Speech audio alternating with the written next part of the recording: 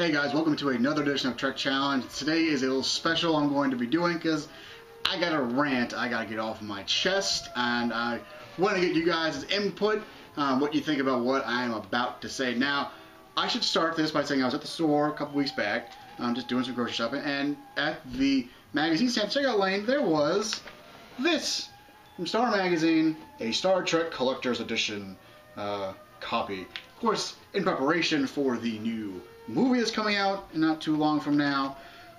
It's got some interesting stuff in it. I'll definitely give them that. You know, just some fun factoids, episode counts, different little some numbers, how much money that the Star Trek series has made by licensing, how long did the Enterprise get across the galaxy under impulse power. Also, of course, some articles about the new movie coming out.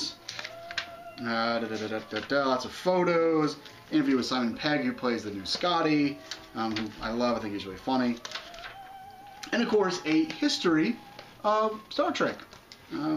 Gives a background about the creation of the show. I mean, a lot of stuff that you and I, we all kind of know already. There are some little bits and stuff I didn't really know, but it was all very interesting looking back on it. Of course, 100 greatest moments. There's some really good ones in here. Worf gets a zit and Insurrection.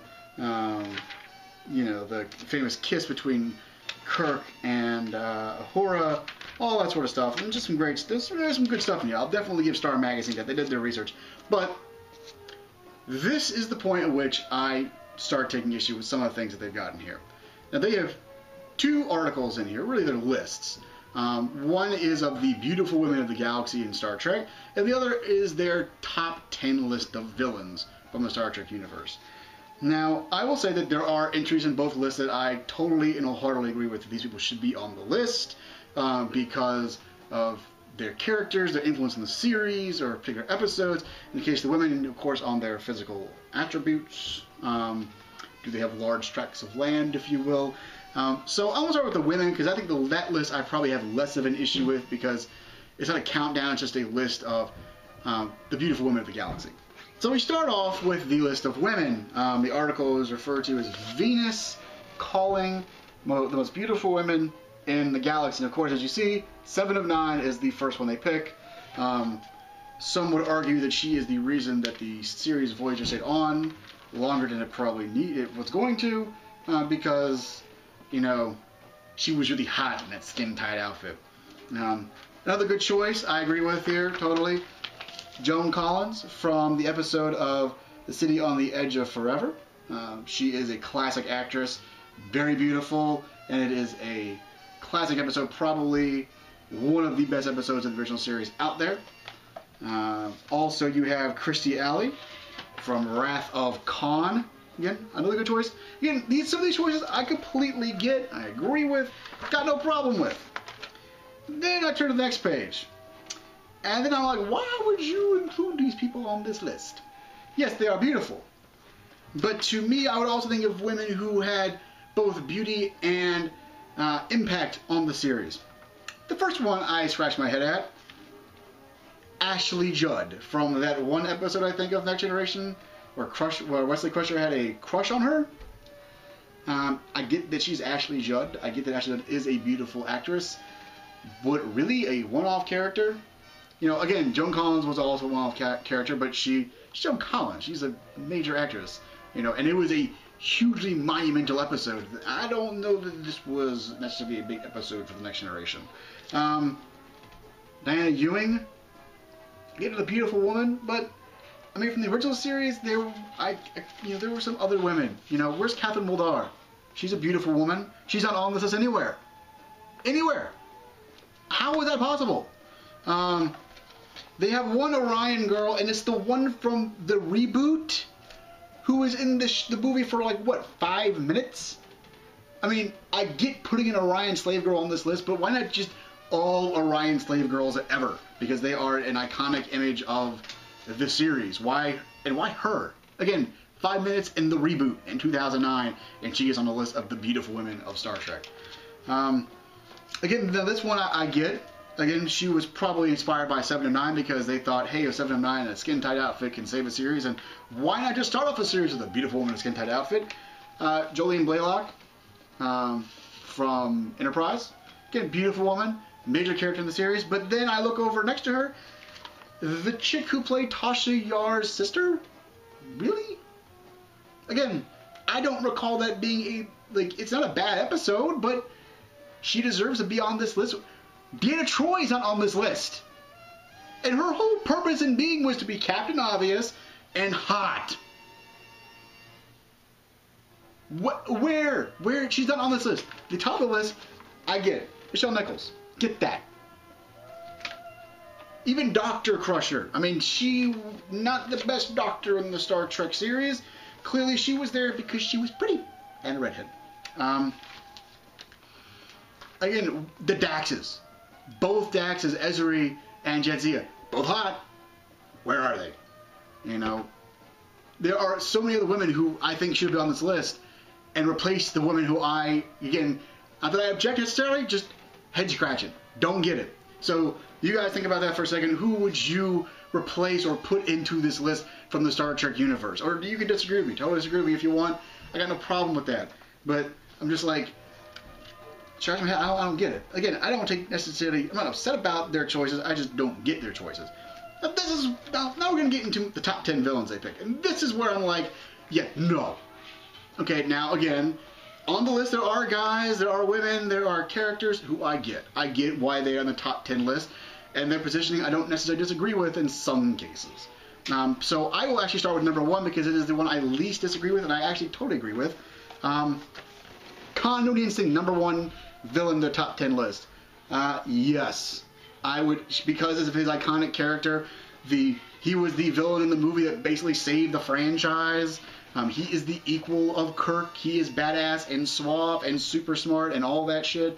Definitely deserves number 1 spot. Number 2, they give to, I don't know if you can really see that, the Borg Queen. Number 2. That I kind of get number 2, maybe, but considering who they have at number 3, that's where I'm like, I think I would switch these 2 positions only because this is a person who I love to hate.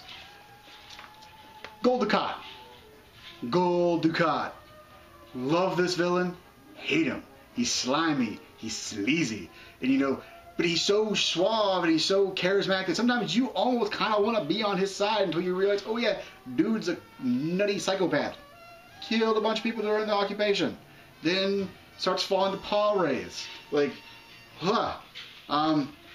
I would probably make him number 2 and put the Borg Queen number 3, but that's just me. You guys can disagree. Now, this is this was one here that I don't get, number 4, because you'll see why I don't get it when you see the ones who don't rank higher than him. Professor Moriarty from those 2 episodes in The Next Generation. Now, I will say that I do like those episodes. I did like this character. I love that he was smart enough to almost outsmart everyone on the ship. But number 4, really? No. Maybe if I had a top 15 list, he'd be my top 15.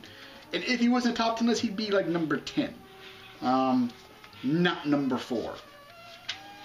Because then, the number 5, which I don't understand why she's lower than a character who was on for 2 episodes, Kai Wynn. Kai Wynn's number 5. Behind Professor Moriarty. Why? Why? I don't get that. Again, this is another character, another person who wasn't necessarily a villain or a bad guy all the time, but definitely someone you just did not like, but you love not liking her. You love to not like her. You know, she was a bitch. She was a bitch. All because the prophets spoke to a non-Bajoran and made him the emissary. And they wouldn't talk to her because they knew that she was corrupt. And number 6 is the Gorn. I'm sure you guys saw that when I was pointing out Kai Wynn. The Gorn is number 6. Okay, I kind of get that. Again, not the best episode, not the best fight scene ever made in television, but an iconic image nonetheless. So I kind of get that, maybe. Now this is again where I start having issue. This is where I really have an issue. Their number 7 pick. Number 7 pick. Don't get it. Krug from Star Trek 3 is number 7 in front of the female changeling from DS9. The main face of the Founders and the Dominion during a war gets beat up by Doc Brown. Really? Really? Okay, I get it. You want to throw in a Klingon? What about General Kang from Star Trek 6? That was a good villain. Loved him. It was just so fun to watch him play that role. Oh, that was a great Klingon villain. Or if you want to go Klingon, still stick with the Klingon vibe, the House of Duras. Anybody remember the House of Duras?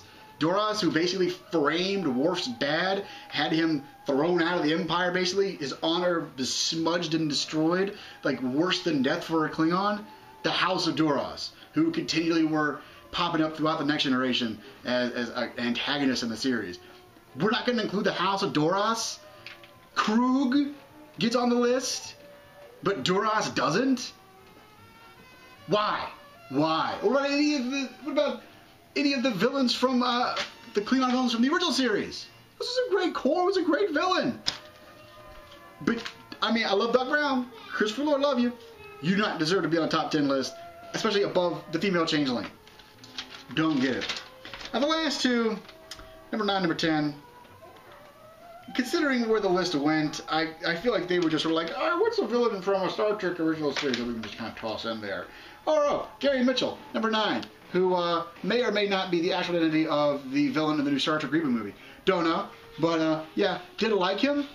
Don't know if he should be on a top 10 list. Can probably think of some other people to put in that place. And the last one, the Romulan commander, who doesn't have a name, from Balance of Terror. Again, and that's an episode I enjoy. And maybe he should be on a list of villains. I don't know if he should be in top 10. But I liked his character. I did like his character. But I sort of feel like they were just like, oh, can we just want to toss in there? Oh, that guy. Definitely have some issues with the top 10 list. So how about you guys? Who would you have put in this top 10 list? Again, there are some choices here I like. But there are some choices in there I definitely don't get. So let me know in the comment section down below, you guys. What do you think about these choices that these guys had? Like I said, some of them I get. Some of them I'm just like, you just pick some random characters and just toss them right in there for reason X. And I don't know why. Again, beautiful women who were not included on this list who should have been. Again, I go to either of the Daxes. Deanna Troi, again, definitely a definite pick for this list. And again, the villains is probably where I take the most issue with. I don't get their choice in ordering them. I don't get the choice in some of the selection. That's just me. Please feel free to disagree with me. Please feel free to tell me that I'm wrong. You're the first time I've heard that. But yeah, let me know in the comment section down below what you think about this little rant of mine, what you think would be better choices on these lists. Having some issues with some of the files and stuff uploading, so I couldn't get to the review today, but I will try to get to it as soon as I can, guys. Also, my bitty tripod is now a bipod, so yeah, I think I should spend more money, like $7 on my tripod. Please remember, if you like this little rant, this little episode, make sure you hit that like button, favorite, share, Twitter, Facebook, however you do it. If you haven't done the challenge yet, you can join right over here, which I want to thank everybody who has joined. We are at over 100 subscribers, so that's you guys. That ain't nothing to do with me. You guys choose to follow me and listen to me talk out of my ass, so so thank you very much. Definitely appreciate the love and support you guys give me. If you missed the last review, I'm going to put it right over here. And so I'll see you next time, guys. Bye.